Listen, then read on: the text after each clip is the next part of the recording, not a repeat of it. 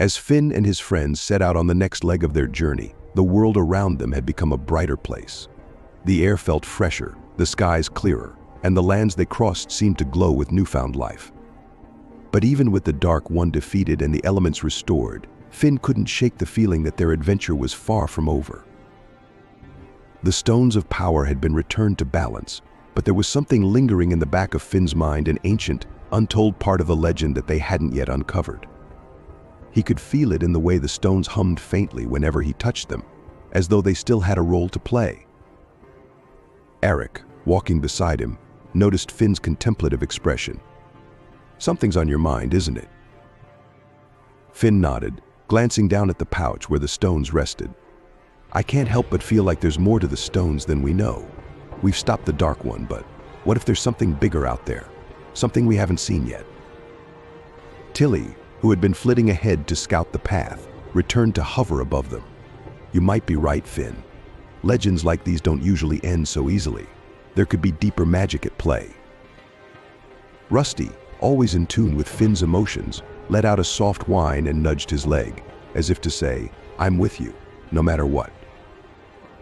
Eric grinned. "Well, whatever it is, we've faced worse, right? We've taken on shadow monsters, rogue sorcerers, and even that giant firebird. I say we keep moving forward and figure it out as we go." Finn couldn't help but smile at Eric's optimism. "Yeah, you're right. We'll figure it out." But the deeper they traveled, the more signs they encountered that something was amiss. Strange occurrences followed them wherever they went: forests that grew unnaturally silent, rivers that flowed backward for a moment before correcting themselves, and animals that seemed more watchful and intelligent than usual.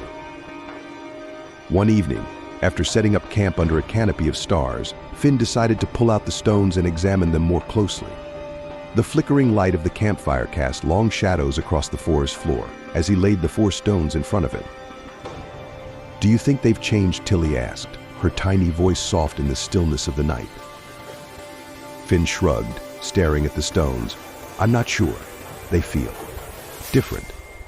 Ever since we used them together, it's like they're more connected to each other. I don't know how to explain it, but it's almost like they're waiting for something." Eric, poking the fire with a stick, leaned closer. "Maybe they're just dormant for now. Like they'll only wake up again if the world is threatened." "Maybe," Finn said, though deep down he wasn't convinced. He reached out and touched the stone of air, feeling the cool, light energy pulse beneath his fingertips. As he did, something strange happened. The other stones began to hum softly, their glow growing stronger.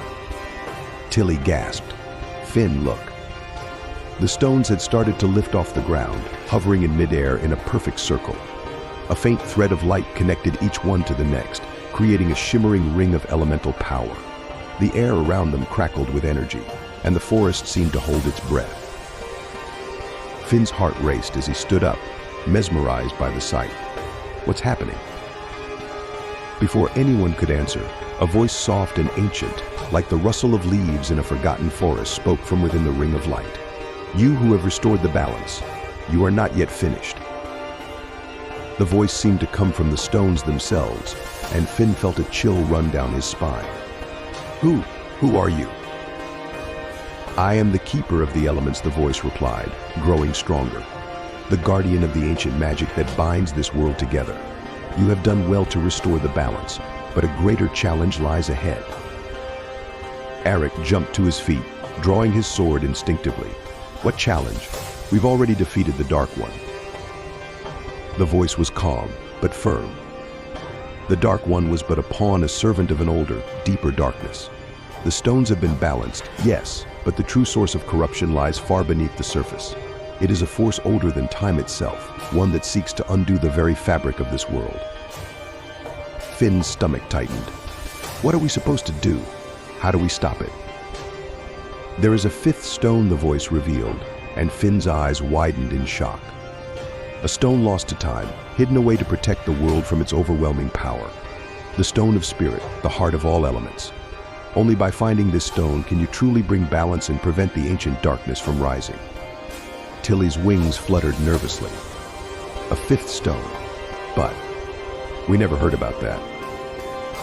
The knowledge of the Stone of Spirit was kept secret, passed down through the ages only to those deemed worthy. Few ever knew of its existence, for its power is too great to be wielded lightly. Eric's eyes narrowed. Where is it? How do we find it? The voice paused for a moment, as if contemplating its answer. It lies beyond the realm of mortals, in a place between worlds. You must seek out the gateway of eternity, an ancient portal hidden deep within the Forbidden Mountains. Only there can you begin the journey to find the Stone of Spirit. Finn felt the weight of the new quest settle on his shoulders.